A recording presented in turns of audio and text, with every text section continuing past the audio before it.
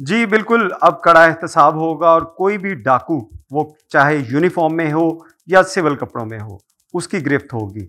Lahore police का एक sub inspector जो कि रॉबरी के अंदर मुलविस था और इसकी सीसीटीवी बहुत सोशल मीडिया के ऊपर वायरल हुई, लेकिन जब उसको ट्रेस किया गया तो पता चला कि ये सब इंस्पेक्टर रात को ड्यूटी करता था और दिन के वक़्त डाके मारता था।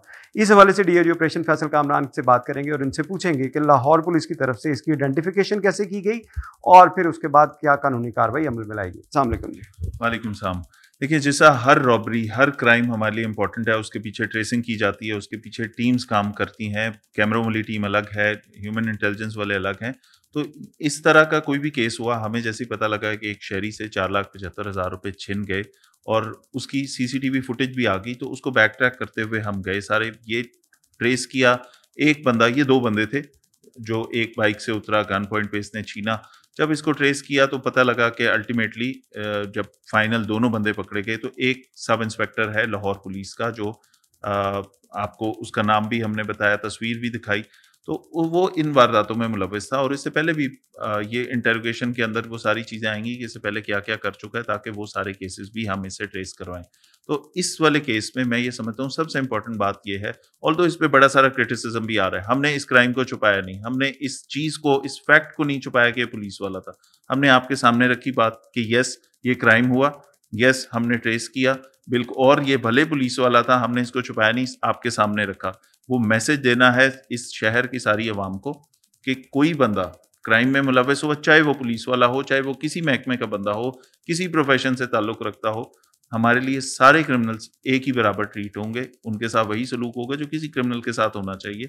इसके अंदर हमने खुद बताया आपको कि ये पुलिस वाला था, ये एफआईआर दी, ये मुल्जिम है और ये पुलिस वाला है, आपके सामने रख रहे हैं। और ये मैसेज उस सारी लाहौर पुलिस के लिए भी है, पंजाब पुलिस के लिए भी है कि अगर क्राइम में इन्वॉल्व होंगे तो कोई प्रेफरेंशियल ट्रीटमेंट नहीं मिलेगा, ना हम छुपाएंगे, बिल्कुल बताएंगे ओपनली कि ये गंदा बंदा था, ये हमारे डिपार्टमेंट के अंदर था, इसे किक आउट भी कर रहे हैं, डिसमिस भी कर रहे हैं, पर्चा भी दे रहे हैं, तफ्तीश में भी पूरा गुनाहगार करके, चालान करके सजा भी इंशाल्लाह दिलवाएंगे। तो ये मैं समझता हूँ इस पे क्रिटिसिज्म थोड़ा सा ज़रूरत से ज़्यादा होना शुरू हो गया।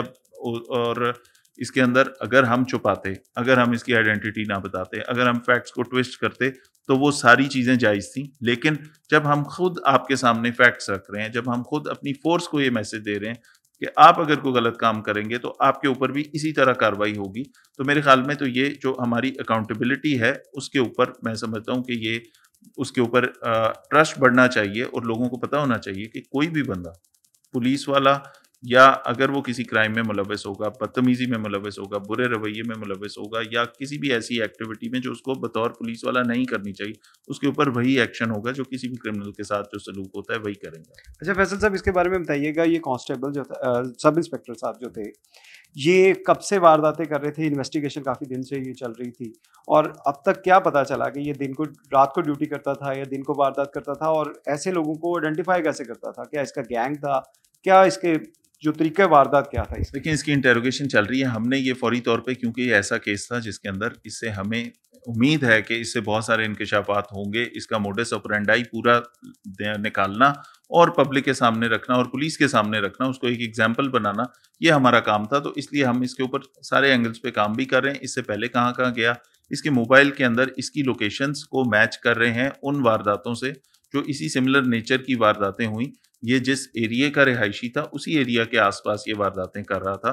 तो उस एरिया में होने वाली ऐसी रॉबरीज के ऊपर भी एक-एक कॉल को मैच करके उनको ट्रेस करने की कोशिश कर रहे हैं।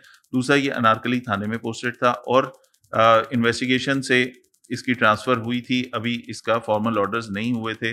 थानों में आपको पता है कि नफ़री कम होती है, तो बहुत सारे लोग जो पुलिस लाइन्स में हैं, कहीं पे नफ़री कम है, कहीं सब इंस्पेक्टर कम है, तो उनको पोस्ट किया जाता है। तो ये साहब यहाँ आके इन्होंने ये काम शुरू किया हुआ कि